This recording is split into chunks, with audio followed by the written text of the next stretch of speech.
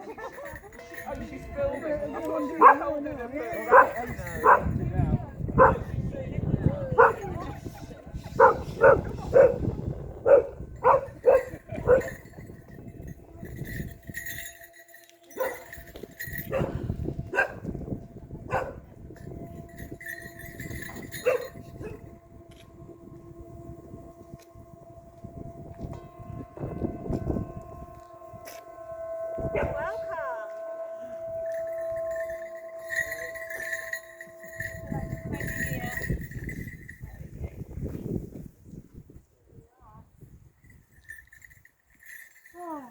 Lovely to see you all. As you know, we have a tree beast.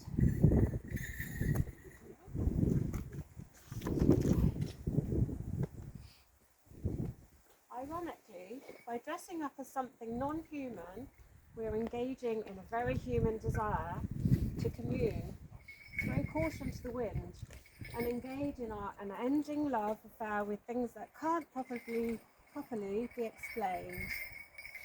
The role of the beast. Hello, Ellie. The role of the beast in the context of the mummers play, and those beasts which appear in the Morris dances, is an attention-seeking, discordant, creative scattering of the masses, and making space for the dance.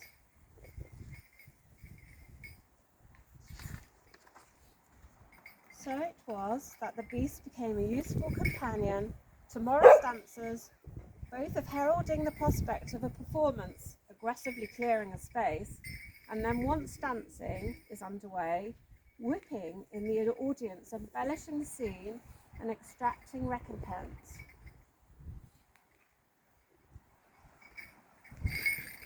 The beasts are there to invite intrigue, to draw the audience in, to facilitate an element of storytelling. While I researched closer to home regarding legends and myths, I was drawn to an article from Holy Wells and Springs, which described Lincolnshire as a hotbed for ragwells. Nellie Cole wrote in Folk Days about rag trees 2020. As a folk tradition, Clootie Wells or rag trees are a symbol of the way in which nature inspires people to believe, have hope, and connect with nature. Clootie is Scottish word for a scrap of fabric. Between 500 BC and the start of the Roman era, the most sacred place in Britain seemed to have been, from Sacred Lands by Martin Palmer, there were springs, holy wells, pools and rivers. Now if you take a look over there, you've got the most magical spring.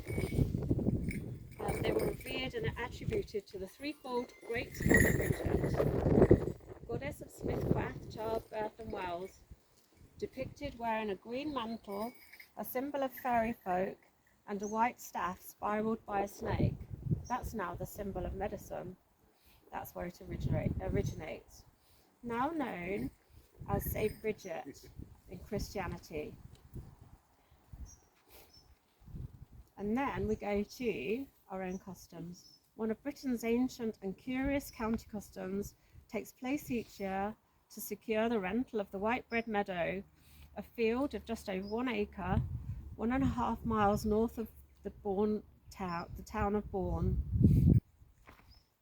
In one of the articles, it says that part of the tradition of taking on the meadow is to make sure that the hawthorn is looked after and cared for.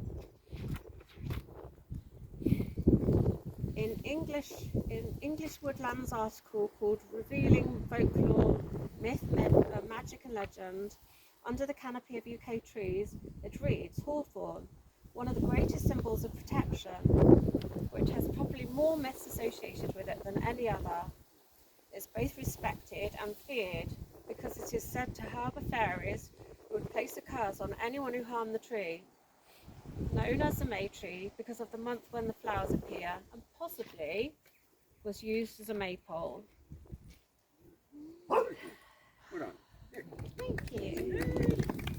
I think in a minute, if we could take a bit of time just to kind of look at the well, the spring, and appreciate the fact that the water makes way, probably all the way from Derbyshire or somewhere like that, through the limestone rock, and then comes here in this humble little village in Lincolnshire, which it's known as Pearson Spring, and it's because of the people that lived in the old spring cottage down at the end, and that dates to 1770.